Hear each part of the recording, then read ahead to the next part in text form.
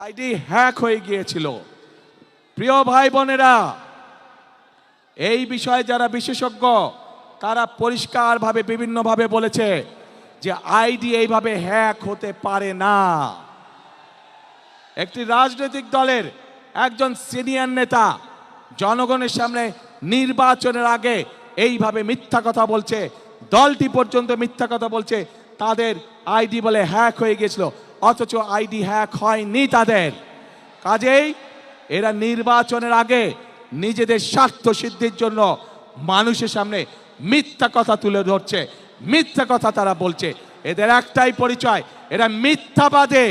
এরা নিজেদের প্রয়োজনে নিজেদের স্বার্থে মিথ্যা কথা বলে।